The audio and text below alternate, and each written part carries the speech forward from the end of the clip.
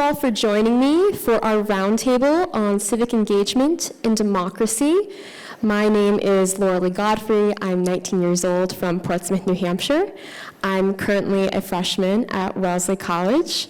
I'll take a little time to introduce myself and then introduce you to our panelists, and we'll get our conversation started.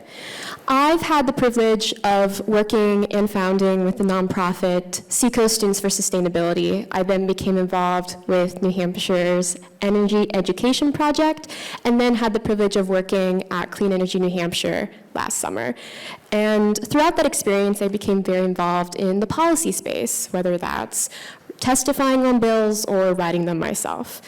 And through that experience, I also had the privilege of working with Flo Dapis, who is here with us today. She's also worked with the New Hampshire Energy Education Project, which is trying to inspire and empower people to act for increased sustainability in our communities, economy, and environment. Flo, do you want to start us off with a couple opening remarks? Sure. So, hello everyone. My name is Flo Dapis, and I'm a junior at Hopkins High School. I first got involved in the environmental space when I joined our school's Environmental Action Club, which I'm now one of the leaders of. And I've also gotten to work with the New Hampshire Energy Education Project, and a couple other nonprofits in New Hampshire for environmental work, involved with our town's school board for environmental stuff across the district. And I'm excited to be on this panel about civic engagement. Thank you, Flo. Next up, we have Matt Mushin, who is the Advocacy and Engagement Director for 603 Forward. Their mission is to tackle the generational crisis facing New Hampshire by educating, engaging, and activating working-age adults to drive pro-next generation policy change and support like-minded leaders in their pursuit of public office.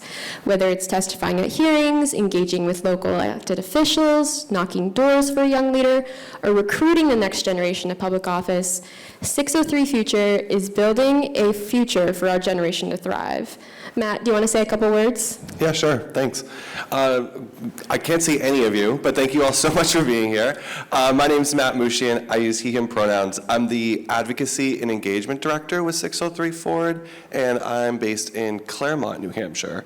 And just a quick bit about 603. We are a statewide nonprofit organization really dedicated to just being a one-stop shop for anyone who wants to make a difference in their community, no matter what it is. So to date, we've helped over 200 young people run and get elected to office or seek appointed office, and we have mobilized thousands of young Granite Staters to turn out and take action on the issues that really matter most to them, whether it's climate action, affordable housing policy, or issues pertaining to healthy democracy.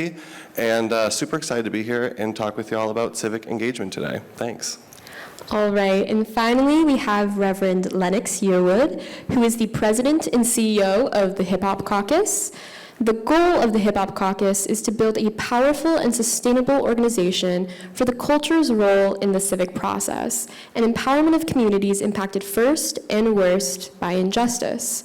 As a nonprofit, nonpartisan, multi-issue organization, the Hip Hop Caucus focuses on addressing core issues impacting underserved and vulnerable communities, with programs and campaigns that support solution-driven community organizing led by today's young leaders.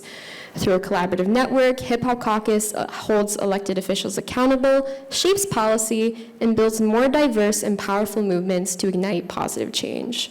Rev, say a couple words for us. Yeah, that was great. Thank you so much for having me. Always good to be here. I won't say anything else. You said a lot there on Hip Hop Caucus, so I'll just say, because I'm on the boards of a few organizations, so one of them I know represents here. I'm on the board of the League of Conservation Voters. I'm on the board of my friend Bill McKibben of Third Act. I'm on the board of Evergreen Action. I am the chair of the board for Green 2.0, and then recently I am now the National Climate Advisor for Bloomberg Philanthropies and doing their environmental funding. So just really great to be here. Thank you.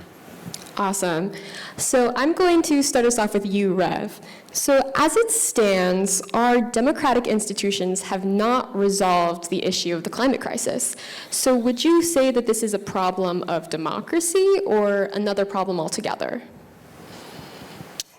It's both. It's both. It's first, let me just obviously say that, give a little ode to my hats. I wear a lot of hats. I just said I wear a lot of different things. I always wear a lot of hats as well. But my hat today represents Tortuguita.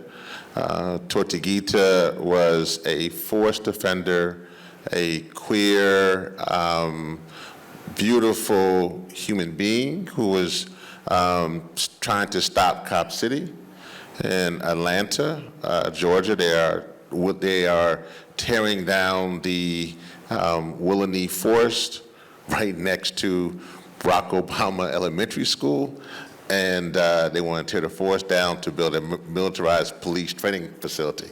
So on January 18th of 2023, it'll be 1 year ago today, maybe around this time, unfortunately, Tortuguita, they were alive, but in fighting for the forest,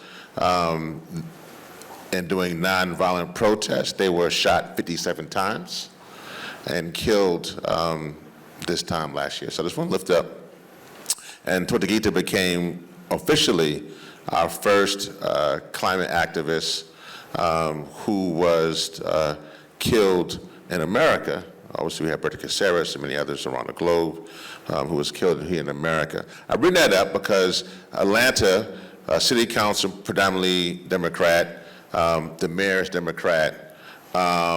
They have tremendous amounts of climate legislation and things they talk about, from clean air and clean water, but they're killing forest defenders.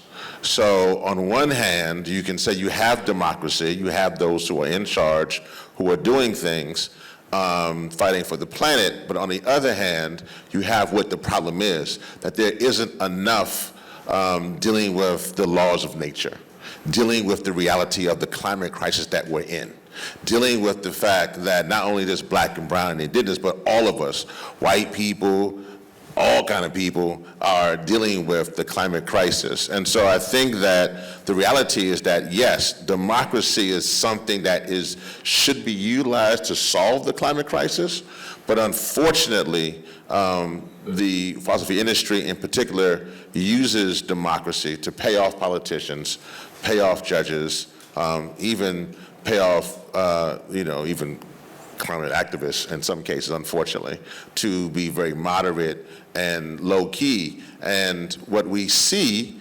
is that unfortunately when people see, if we had left things up to democracy, I would still be a slave. If we had left things up to democracy, then our queer sisters and brothers and non-binary cousins would still be going through what they're going through. If we live up to democracy, then women would, well, I guess they are rolling back some rights, but they would still be trying to do that on the front burner.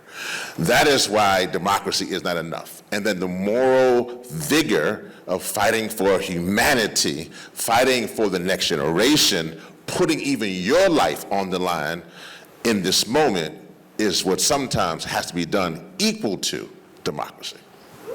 Wow.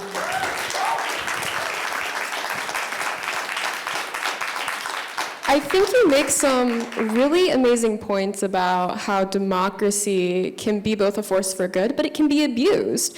And so this actually, I'll turn to you, Matt, for this question. It sounds like what we need right now is we need to strengthen democracy. What does that look like? Do young people like us need to do more, or does government need to do more? Where do you see the avenues for change? That's a great question. And I think really when we talk about where we can make those changes, like what reforms we're looking at, the first one that comes to mind is really if we want to have a democratic process where we know that our elected officials are going to listen and respond to the will of the voters, their constituents, the folks who sent them there, we really need fair maps. We need to make sure that we are electing officials who are going to tackle the issues, and we're picking our politicians, and the politicians aren't picking their voters to keep themselves in positions of powers and to protect their special interests. So I think that's one thing, certainly. opportunities. We need fair maps, because if we want to see those changes, we have to have folks accountable to us. And then the other thing is, I think, a little bit of what Rev started talking about too, is we've got to get those special interests, those the big money players, as it were, out of the political sphere. We need to return the accountability from our politicians back down to the grassroots level.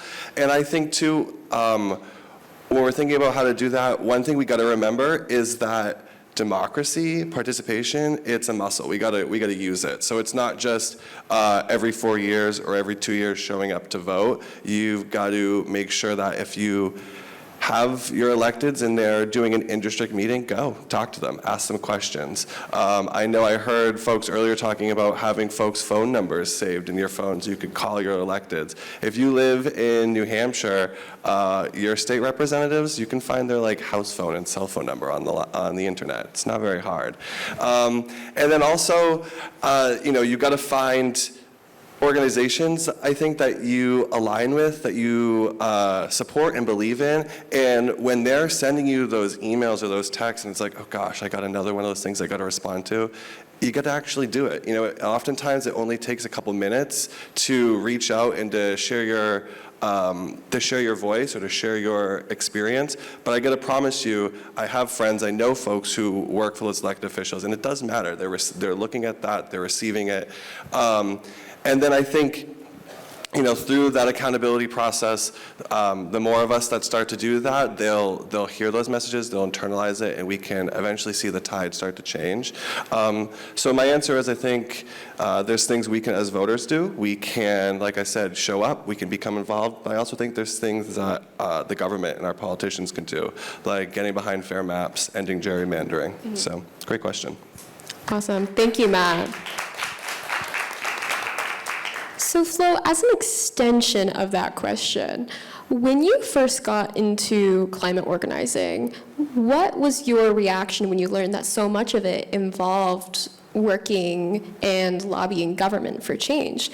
And do you think that other youth like you realize the importance of government in everyday life? I first got into it kind of as a bright-eyed freshman, and I was like, I'm going to make a ton of change, and we can get compost at our school. Wouldn't that be crazy? And then I sort of realized and was kind of bombarded by all this information about how the real change has to happen in the government. And I think since then I've kind of come to a middle ground of understanding that I'm not a voter, so as I like what Matt's saying about democracy being a muscle, because it doesn't just happen when you go to the polls and you cast your vote, especially because I don't go to the polls. I can't cast a vote. I'm only 16. But I can do democracy every day. I can talk to not even just elected officials, but a ton of people who make change are not the people you elect. They're the people who are on local school boards. Actually, you do elect them, but appointed people on boards, and your teachers, your administrators, just random people who work in clean energy or something, and they're probably your neighbor, they're probably your friend's dad, or maybe one of your friends. So as a young person, I like to think of climate action and democracy as something that you can just do in your daily life. You can talk to your friends about it, and I think it can be a little discouraging sometimes to realize that most of the big change is made at the state or federal level, but how does that change get made? That's really just people talking to each other and being like, yeah, we can pass this bill, especially in New Hampshire, it's people So I think it's important that as students, we talk to those people and talk to each other about it, and it's definitely possible. I think for us, it's not a daunting task so much anymore, and I'm very hopeful about students getting involved. Awesome. I was actually going to respond. One thing, I love how you said, you're 16, you can't vote. And one thing we talk about at 603 Forward, when we're building this movement, is we're going to engage, educate, and activate. So one thing you can all do is engage folks in your network. Maybe you know someone who can't go skiing because we haven't had snow and all of the snow keeps getting ruined because of the rain. Or you know someone on the seacoast who's experiencing the seacoast flooding. Or you know, whatever the issue is that you find to engage someone. When you've got someone there, then you've got your moment to lean into it and educate them and talk to them about why you care about something or what you're hoping to see happen. And then the last part of it is to activate them. You know, then you can be like, oh, cool, you care about that too? Well, I'm going to this thing next week, and it'd be great if you could come with me because I'm trying to show up with a great network to ask these questions of our electeds or to push for this resolution or policy that we really want. So the three things we can all do are find folks to engage and then educate and activate them. And I think when we start doing that, we build our networks, we build our movement, and then we can see more of the change we want. So thank you for that. So I wanted to touch on a little bit of this theme of collective action that we've been talking about. It's clear that this is the only way to solve the climate crisis through democracy, but it's not always as easy as it seems. So I'd love to go around to hear a little bit about what you guys think the barriers are for collective action in democracy, and then potentially what are the ways that we can get around them? Sure. Well, I mean, democracy is very important. Let me just state that, and when I say anything, people say, oh man, Red don't want democracy. We must shape policy, because one thing we say at the caucus, either you shape policy or policy shapes you. So I'm very clear on that. But I kind of want to also just piggyback on what Flo just said, and actually just, because for me, from not just what happens here on Turtle Island, AKA America, there's a bigger process. I more than likely will not see 2100. That probably many of us in this room won't see that. There's a good chance Flo will probably be in her 90s, she may see that. So that means that we're passing on something that is both a spiritual element, but also a human element that is bigger than even if America's even here. And I think we got to start thinking of it that way, that even if this experiment called America is here or not here, I love America, serve my country, I always got to say that. I was in the Air Force, I was an officer, so I don't want anybody to say that.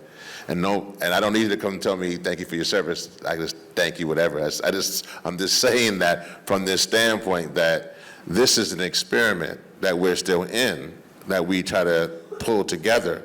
And we saw last year how fragile that experiment is. My point here is that we then have to look at this, that what will be here beyond America will be our planet. Should be clean air, should be clean water. This is the only planet we have. And no matter what we put up boundaries that exclude or include whoever we think shouldn't be on this piece of particular land, even the boundaries, when I came here, I went to, I think, 3 states. This company, well, 2, I think Massachusetts, then I hit New Hampshire, so I cleared 2 boundaries just coming here. The point where we are now is that we have to think bigger as a movement, as humans. We are thinking small. So democracy is a tactic to get to the result of us transitioning from fossil fuels to clean energy. We must do everything to use that tactic. We must get out the vote and make sure and then hold the politicians on the federal, state, and local levels accountable and measurable. That's the key thing. But it's a tactic, which means that even if the person who we want is not in the position of power, our tactics don't stop. It's chess, not checkers. And we have to then use what I would say is creation. I think that creation is a new form of demonstration. I said this to you backstage. One of the things is that I believe, for me, working with artists, to artists all the time, in the words of Tony K. Bombara, the role of the artist is to make the revolution irresistible. So the tactic is, in this climate revolution, we have to make this something that the next generation who will be around with Flow and after Flow, that hopefully if we are successful, we will know we are successful in democracy if that next generation has clean air or clean water. If that next generation is cursing us, then we have failed in democracy. That was really profound, Rev. Thank you. I wanted to ask a quick follow-up to that question in regards to what you said about the role of the artist is to make the revolution irresistible. Do you feel like right now media and entertainment hasn't yet made the climate change or taking action on climate change through democratic processes irresistible? Do you feel like there's still more work to do there? So one of the groups I work with is Good Energy. I would advise everybody to go check out Good Energy. It's a group that is helping Hollywood change and get more climate stories. The reason I say that is Hollywood itself was formed by Standard Oil. And so you have to know that one of the things there, when Hollywood was actually created, it was created to put forth images, particularly around military and around the phosphate industry. Like literally, there are things where Disney characters are walking around with oil signs, with Standard Oil, which then becomes Shell and Exxon and BP. So I just say that if that's your DNA, that hasn't changed. Can it be used? Of course it can. We need to use our cultural expression to shape our political experience. That's critical. I would just say this though. Unfortunately, and this is a deeper conversation, the fossil fuel industry's business plan is a death sentence for us. And when you have something that knows they're making money off of our demise, off of our livelihood being shortened, you're dealing with something that is so sinister, so evil, so just corrupt, that they know that they are putting us on a Titanic, and then they're okay with that. And they are creating images to falsify that. That means that we're going to need to create our own images, our own stories, our own storytellers, our own mechanism to tell the story. And that's why I think we have to move toward that direction, because when corporate media is controlled by corporate oil, then it's hard to really tell a true climate story.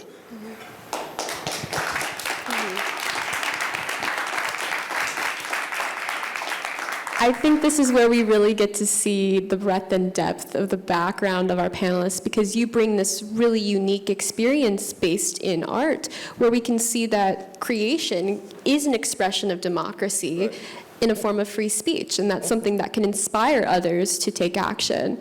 Now, Matt, I would love to hear your perspective on what barriers you see citizens facing in tackling the climate crisis. Yeah. Well, I think, the first thing is, like I started saying earlier, we got to ensure that everyone has access to the ballot box. There was I work for 603 Forward. It's in our name, very New Hampshire based. I'm going to talk maybe a little bit about New Hampshire for a moment, but to use the example that New Hampshire in a recent study was found as the 50th state, the hardest state to vote in. The cost of voting index by the New York Times ranked New Hampshire as 50th. And that's because we don't have things like online voter registration. That's because we don't have things like automatic voter registration, where if you're at the DMV, you could, while you're taking care of all your stuff, you could just register to vote. Those are things that make it a little bit harder for folks to actually show up to participate in that democratic process. And then I think some of the other stuff really comes to a need for more education, like more things like this, more of us getting out and hosting community events, more of us getting out and talking about this stuff, and really like showing up as folks who care about democracy and climate everywhere we go. You got to really show up and bring that with you. And I think that, when we can do that and we can show up as our full selves, advocate for democracy, advocate for climate, we're also going to get more folks into the fold with us. And then couple that with some what I think are pretty common sense reforms like online voter registration or fair maps, things like that. I think we could start to see some of those positive changes. But I also think that the power's in this room, it's with us. We've heard it before. We are the ones that we've been waiting for. So we can't wait for other folks to bring these ideas up or to bring these things to our attention. We have to hear them and be the steward of them and show up as our full selves everywhere. So, yeah.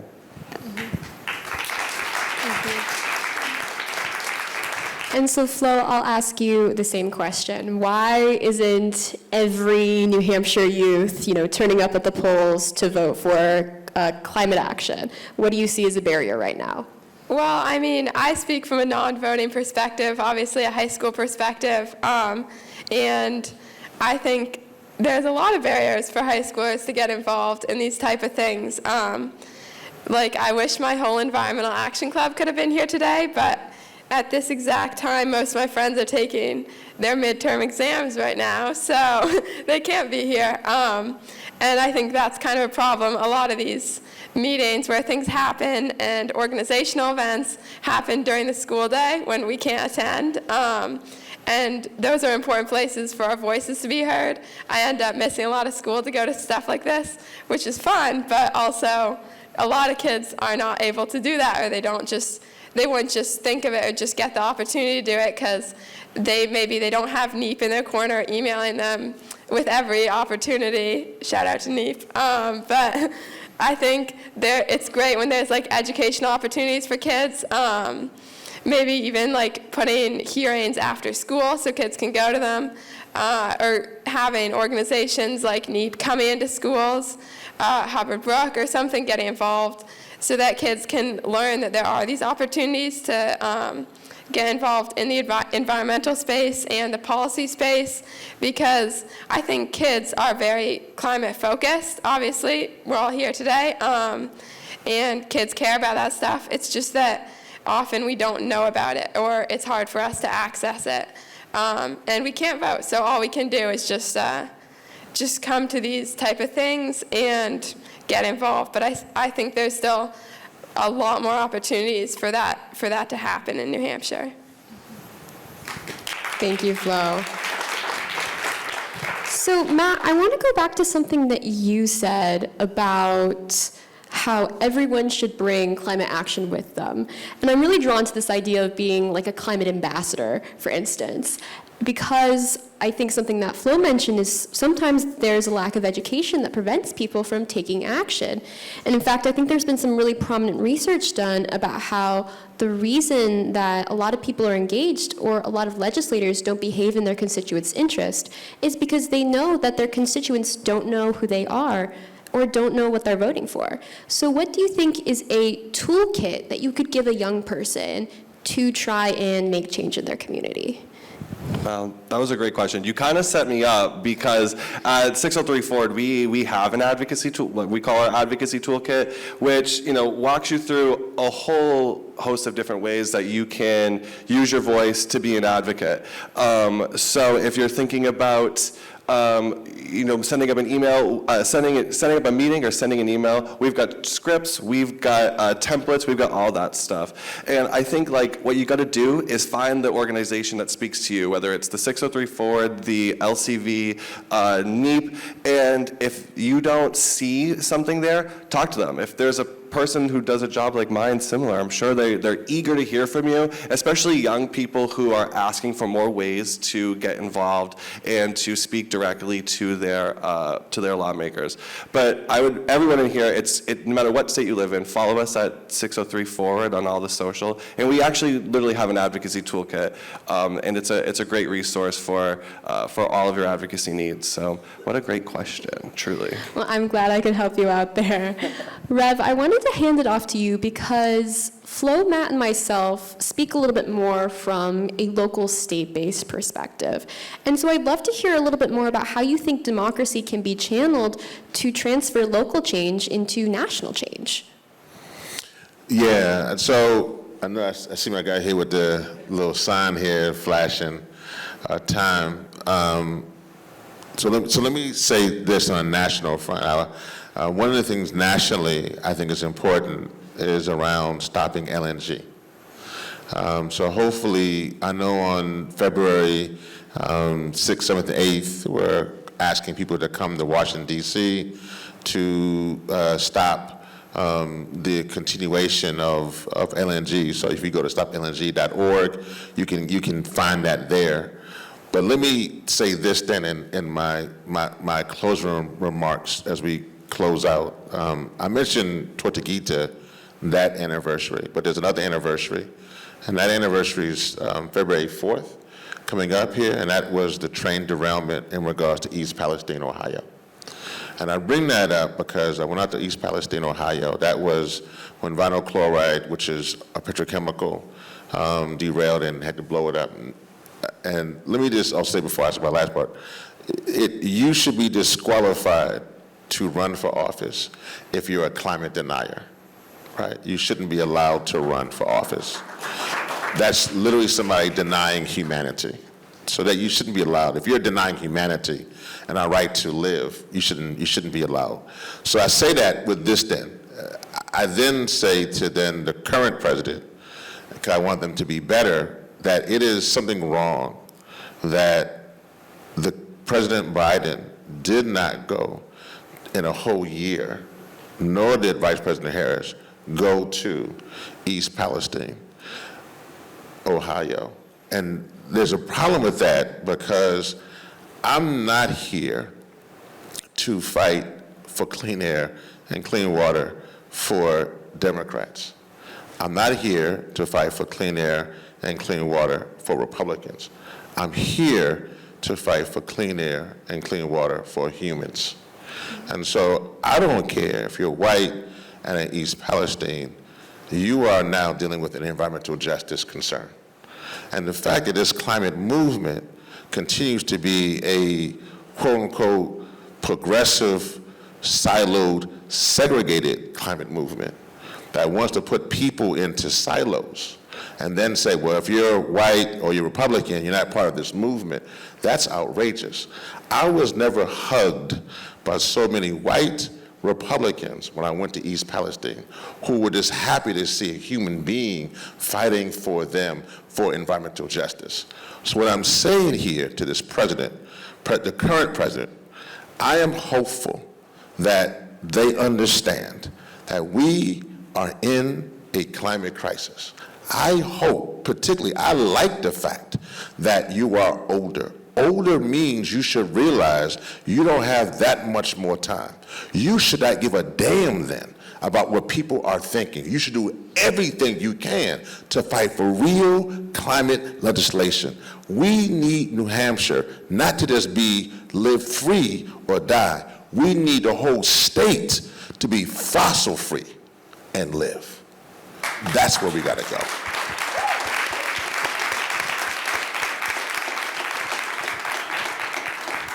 Matt, do you want to share some closing remarks for us? Yeah, no, thank you all so much for coming out today. And I think that, whether you're of voting age or not, you can certainly participate in the process of fighting for climate action. And I hope that all of you will, take something with you today and bring that back out and talk to your networks about that and continue to build this movement and carry the energy and everything from this feeling today that we have forward, because y'all are the future, and really looking forward to what you can do for us. So thank you.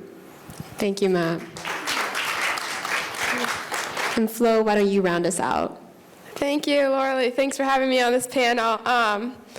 And thanks, everyone, for coming. I've been really inspired by everyone's remarks today, and I hope that you guys have been too. So I'm excited to go out and take this knowledge and make action at my school and in the community.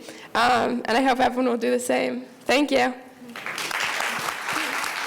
All right, well, thank you, everybody, for joining us, and I hope you have a lovely rest of your day.